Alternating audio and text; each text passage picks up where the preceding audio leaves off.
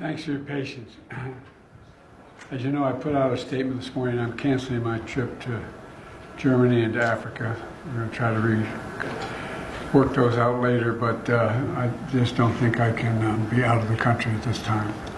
Number one. And number two, we're going to stay focused on what's ahead of us right now. I've been briefed by senior leaders of this administration and who are driving up preparedness for Hurricane Milton, which could be one of the worst storms in 100 years to hit Florida, and continued efforts on Hurricane Helene. I've directed this team to do everything it can to save lives in our communities, help our communities before, during, and after these extreme weather events, and that's being done. That's being done. I've spoken to all the political leaders in the region, some of them more than once, and I've told them anything they ask for they can get. We've given, and we've gotten overwhelming response, positive response from everyone from the governors of Florida up to North Carolina. And mayors, leaders, local have expressed their sincere gratitude for the work of FEMA and for the work of my entire administration. Now, I've also surged thousands of federal personnel on the ground across the southeast already and deliver every available resource as fast as possible. And my priority is to increase the size and presence of our effort. And as we prepare for another catastrophic storm about to make landfall, you know, I've been in constant contact with our director of the National Weather Service, Ken Graham, who's kept me informed the last several days of what to anticipate. You never know until it happens, but he's very, very engaged. He made clear to me just how dangerous this storm is, indicating that winds had reached up to 180 miles an hour.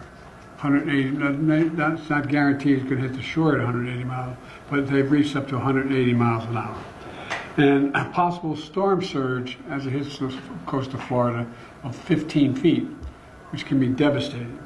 The current path of the storm is expected to Tampa Bay area and cut directly across the state, east to west, all the way across the state, with the potential for this storm to both enter Florida as a hurricane and leave Florida as a hurricane on the Atlantic coast. This could be the worst storm to hit Florida in over a century. And God willing, it won't be, but that's what it's looking like right now. Immediately approved the pre-landfall emergency declarations in Florida. This is the second one in a week, the second time in a week, and there have been two before that, by the way. I sent FEMA Administrator Criswell down to Florida yesterday to work intensively with the state and local partners as we prepare to deploy more resources. She's going to continue that work between Florida and North Carolina in the coming days. I'm calling on the airlines and other companies to provide as much service as possible to accommodate evacuations and not to engage in price gouging, to just do it on the level. And last night I spoke again with the governor of Florida, DeSantis, and Tampa Mayor Castro, Castor, and I made it clear to them they should reach out, including to me directly, with everything else they may need as they see this storm hits. I gave them my personal number to contact me here in the White House. Most importantly, I've urged everyone currently located in Hurricane Milton's path to listen to local officials and follow safety instructions. You all have been reporting on the highways, shoulders being opened, everybody's heading out. And if you're under evacuation orders, you should evacuate now. You should have already evacuated. It's a matter of life and death, and that's not hyperbole. It's a matter of life and death. So let me add that FEMA has provided 300 ambulances to move people who can't move themselves out of healthcare facilities. And while we prepare for Hurricane Milton, we're still surging resources in North Carolina, Georgia, South Carolina, Florida, Tennessee to respond to Hurricane Helene. And it's real. The impact is still there. And we're going to leave. We're not going to leave until the job is done. It's going to take time, and before it's all over, it's going to take tens of billions of dollars to get it done. And Kamala and I are keeping all of you in our prayers out there. There's a lot of people. The good news is, just before we called you in, I received information that the number of missing persons has been significantly reduced, lost from the first hurricane, but we'll have more information on that later. So that's the situation, and we're not going to leave till the job is finished. It's going to take a while. Sir, what's the risk of political figures sharing misinformation during this time? The past's prologue is real, but the fact of the matter is, I think we have, I've been able to contact all the governors. They are sticking up for what they've asked for. They're pointing out that they're satisfied with everything they're getting, but I can't speak for others on the internet. And I mean, just look. Those who do it to try to damage the administration. Well, we can take care of ourselves. But it misleads people. It puts people in circumstances where they panic, where they really, really, really worry. They think we're not being taken care of. And it really is, it's going to sound, I'll use an old phrase, it's un-American. It really is. People are scared to death. People know their lives are at stake.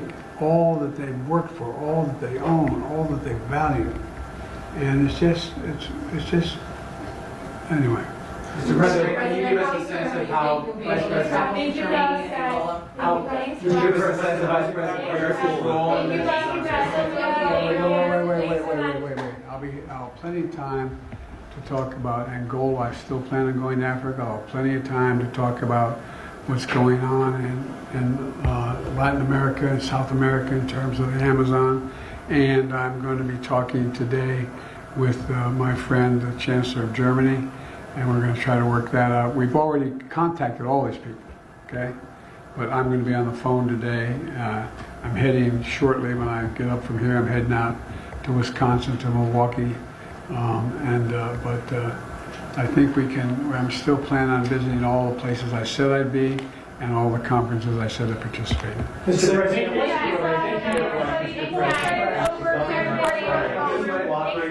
as far as everything you'd like to do. The governor of Florida has been cooperative. He said he's gotten all that he needs. I talked to him again yesterday, and I said, I said, no, you're doing a great job. It's all being done well. We thank you for it. And I literally gave my personal phone number to call.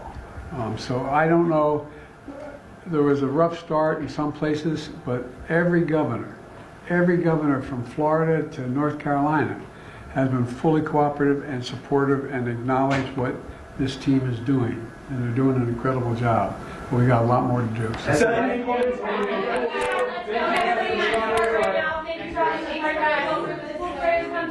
Thank you for your time. Thanks, guys. Thank you, guys. Thank you, press. Let's go. Thank you, press. Thank you, press. Thank you, press. Over. Thank you, guys. Thank you, press.